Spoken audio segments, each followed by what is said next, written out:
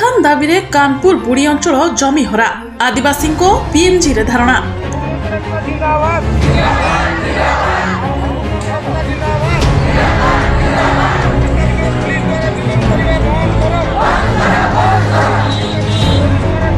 कानपुर बृहज जलसेचन प्रकल्प नारे आदिवासी हरिजन शोषण क्षतिपूरण सह मौलिक सुविधा और निजुक्ति न मिलिले भिटा माटी न छाड़िबा आह्वान। सरकार देइतिबा प्रतिश्रुति को पालन करुनी प्रशासन। आदिवासी धर्म संस्कृति संकट रे थैथान नकरी जोर जबरदस्त उच्छेद करने उद्यम।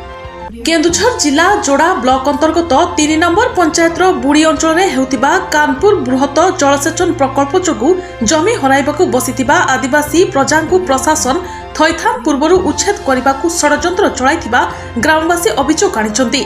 एहाकु प्रतिवाद करी चमकपुर कंडरा बिरिकला पंचायतर 16टी ग्रामर अनुसूचित पुरुष और महिला पीएमजी रे धारणा देई प्रतिवाद जणाइछन्ति। सरकार जदि देइथिबा प्रतिश्रुति मुताबक क्षतिपूरण सह मौलिक सुविधा और निजुक्ति न दिए तेबे सेमाने भिटामाटी छाड़िबे नाही बोली धमक देइछन्ति। एथिपाई सेमानकु जदि परिवार समूह प्राणत्याग करिबाकु पड़े तेबे सेमाने देबाकु प्रस्तुत बोली चेतावनी देइछन्ति। प्रकाश थाउ कि 2006 मसीहारू कानपुर बृहत जलसेचन प्रकल्प निर्माण कार्य आरंभ होइतिले मध्य विस्थापित हेबाकु थिबा जमीहरा आदिवासी साग माछ दर रे स्वल्प राशि प्रदान करा जे आजिकु 14 वर्ष हेबो विभिन्न क्षेत्र रे प्रतारणा करा जाउछि। सरकार सेमानकु देइथिबा प्रतिश्रुति मुताबक जदि जीवन जीविका चाष जमी और सर्वनिम्न मौलिक सुविधा जोगाई देबाकु दाबी करिसंति। सेहीपरि 18 वर्षर ऊर्ध्व पुओ झिओं को अतिरिक्त विस्थापित सहायता राशि एवं पुनर्वास स्थान रे मशाणी तुठ घाट खेलपड़िया गोचर भूमि क्लब घर पानीय जल विद्यालय और चिकित्सालय आदि निर्माण कराजिबाकु सेमाने दाबी करिसंति। आदिवासी धर्म संस्कृतिर सुरक्षा पई स्वतंत्र सांविधानिक व्यवस्था थिबा सत्वे प्रशासन जोर जबरदस्त उच्छेद करने उद्यम करुथिबारु आदिवासी माने सरकार को कड़ा निंदा करने सह कटु समालोचना करिसंति।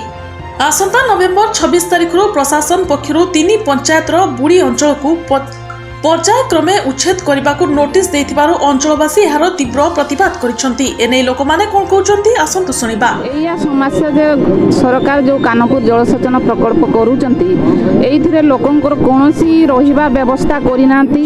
शमशान हला कि मंदिर पोखरी इलेक्ट्रिसिटी पानी सुविधा कोनोसी प्रकार सुविधा करिनांती किंतु तांकु थैथान न करिकि से माने नोटिस जारी करि देले।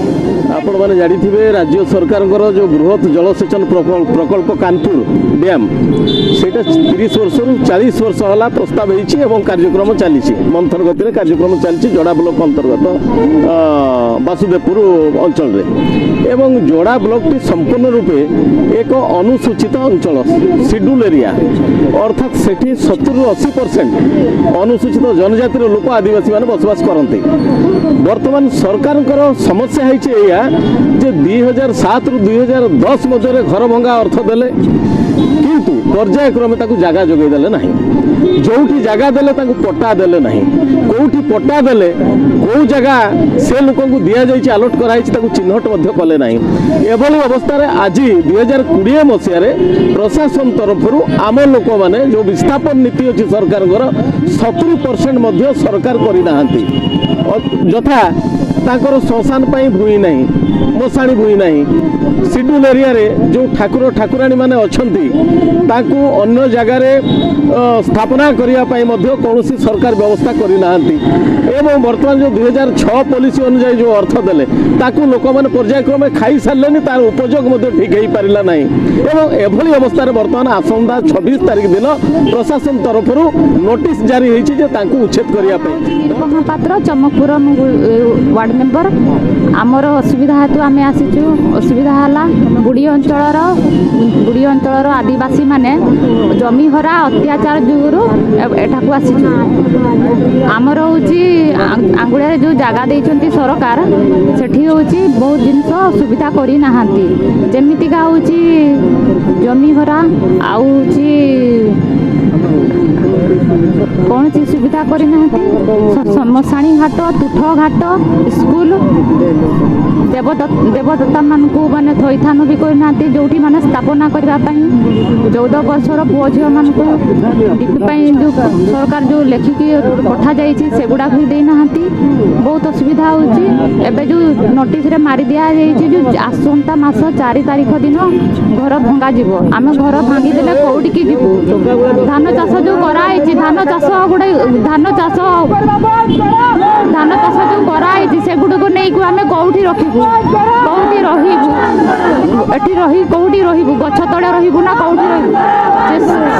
ସେହେତୁ ଆମେ ଏଠି ଯେଉଁ ଦାବି ପୂରଣ କରିବା ପାଇଁ ଆସିଛୁ ସେଗୁଡ଼ିକ ପୂରଣ ନ କରିବା ପର୍ଯ୍ୟନ୍ତ ଆମେ ଛୁଆ ପିଲା, ବୁଢ଼ା ବୁଢ଼ୀ, ମାଉସୀ ମଉସା ରାଜରାସ୍ତାକୁ ଓହ୍ଲେଇଛନ୍ତି। ଆଉ ସେଗୁଡ଼ିକ ଓହ୍ଲେଇକି ହିଁ ରହିବୁ।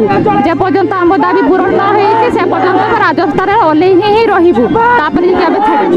ପ୍ରକାଶ ଥାଉକି କେନ୍ଦୁଝର ଜିଲ୍ଲାର ସମସ୍ତ ଚାଷ ଜମିକୁ ଜଳସେଚନ ଯୋଗାଇ ଦେବା ଲକ୍ଷ୍ୟରେ ଆଜିକୁ 30 ବର୍ଷ ହେବ କାନପୁର ବୁଡ଼ି ଅଞ୍ଚଳରେ ଏକ ବୃହତ ଜଳସେଚନ ପ୍ରକଳ୍ପ କାର୍ଯ୍ୟକ୍ଷମ କରାଯାଇଛି। ଏଥିପାଇଁ ସରକାରଙ୍କ ପକ୍ଷରୁ 2,900 କୋଟି ଟଙ୍କା ବ୍ୟୟ କରାଯାଇଥିବା ସୂଚନା ମିଳିଛି। ପ୍ରକଳ୍ପ ନିର୍ମାଣ ଶେଷ ହେବା ପୂର୍ବରୁ ପ୍ରଶାସନ ଏହିସବୁ ବୁଡ଼ି ଅଞ୍ଚଳକୁ ଉଚ୍ଛେଦ କରିବାକୁ ଲକ୍ଷ୍ୟ ରଖିଥିବା ଜଣାପଡ଼ିଛି। ଭୁବନେଶ୍ୱରରୁ ବ୍ୟୁରୋ ରିପୋର୍ଟ, ସତ୍ୟ ନ୍ୟୁଜ୍ 24।